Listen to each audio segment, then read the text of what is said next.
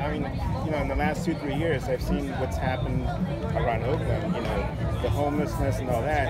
And what I feel is that there's absolutely no reason why there shouldn't be a plan for that already. Because we already had the blueprint. We already knew what happens with this stuff. We have our neighbors in San Francisco that had a problem with that. Right? And then when the Super Bowl came around, they're like pushing all these people out with no sensitivity to their needs. Right? And now we find ourselves with this problem where we should have been preparing for it. There's absolutely no reason why there's not an answer for that question. Like, what are we doing about the homelessness? And it's not moving them out because these are people. You know. So that's what I'm trying to understand. It's like, so we have a public bank of Oakland, and you're telling me that there's $100 million that can be reallocated to the city of Oakland.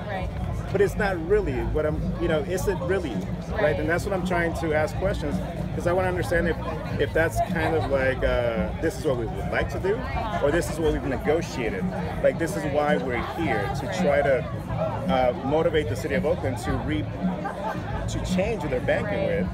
Because $100 million would go a long way in Oakland. Right? Yeah, it would. Sports and everything aside, you know, we have people that need help.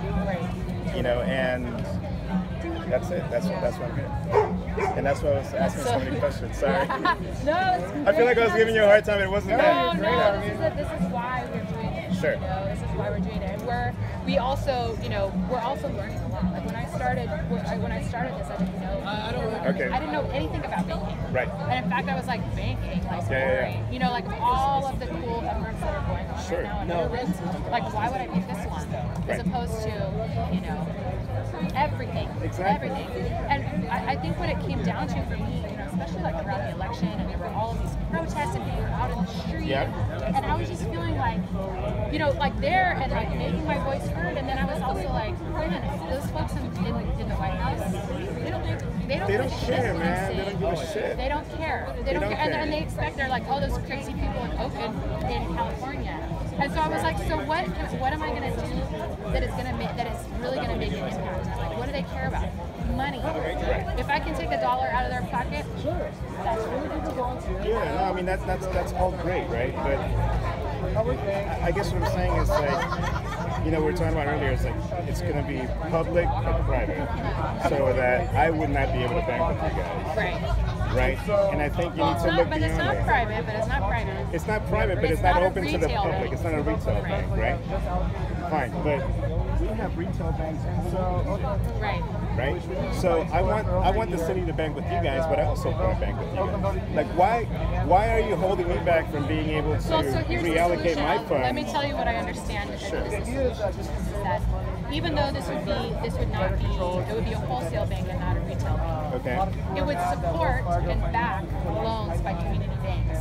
So we have local banks here. We have like the Bank of the Bay. We have all the credit, you know, Telco, Golden State One. We have all the credit unions here. Well, right now those banks are small. They can't. The reason that the city doesn't bank with them is because they can't handle the amount of funds. But having a community bank would be able to back loans by small local banks and credit unions, so that they could expand. And this is what's happened in other city where there's a public bank, is that they have a thriving local bank and credit union. So it's a collaboration between the public bank and the public union. Because we're not going to give the loans directly, but we can back loans, so that they can expand. And what that means is that there's, like, for example, like East Oakland, West Oakland, there are no banking services out there, right? So what do folks do? They go to check cashing, they go to payday lenders, they get caught in the debt cycle. I mean, a payday lender, they charge like 400% on interest line. So what does that mean? People get stuck in debt that they can't get out of. Absolutely. And it's a vicious, I mean, they're literally like preying on the most vulnerable people. So how would you change that though? Well, if we have a thriving local bank and credit, if we're able to back loans, we can support them to expand and to put branches in areas where there aren't currently. Right, but then the question is, will they? They will. Why? They will because they have a much higher stake in providing smaller loans and stuff than big banks do. Big banks they've got enough funding They've got enough to just plop down where there's the most business. I understand that. Right? But for example, Golden or Patelco Credit Union. Right? Why has the Patelco Credit Union gone and explored these other areas that you said there are no banks today? Right? I mean, there's still. I mean, it's a credit union, right? It's not private banking. It's not retail banking. It's a nonprofit, right? And there's all these people that are living in these communities where there are no banks. They have a paycheck, right? They're probably but I think that the issue is, and don't quote me on this. Like this, I have a lot to learn. I just started. Well, I'm quoting you, and it's being recorded. It's being recorded. He's like, he's gonna edit this later. He's like, well, actually, it's gonna go. So back and say, as I worked for the mayor when the community bank in the Bay started. And basically, we use city backing. I'll just say it like we use city backing to a degree to help where the traditional bank would not be able to reach or make money because you're making money off the loan structure. Right. Okay. So that's where the city comes in. So what does the city do though? Well, you say that. What do you mean? Like, I don't mean to ask the question. Sorry. About No, because you're saying that's what the city does. Well, the city exists. There's a gap. There's a gap loss. Okay. So the city exists sort of as a, for want of a better term, a stop loss. Okay. And the idea is, okay, if you're not going to lose X amount, that's where the city would come in, but the city wouldn't necessarily do it alone. We do it with the county and other organizations. Right. But that gap doesn't exist all the time. Sometimes you might have a surplus and you apply to that gap. Okay.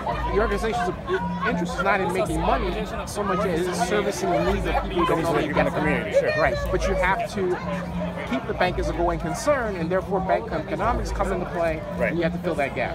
Okay. That help? It's complicated. It is complicated. And for sure, it's not going to be a perfect system. You know, this is not the silver bullet. Sure. For sure. No. But sure. it's something that is heading towards more transparency, keeping more of our money here. And what we can do, like there's no guarantee that everything is going to work out exactly how I have it in my mind. But we can. But what we can, I know, right? But what we can do is look to models where this has been done in other places and see what has happened there. Absolutely. And then work towards that and say that, well, we're going to work for this. We know it's possible because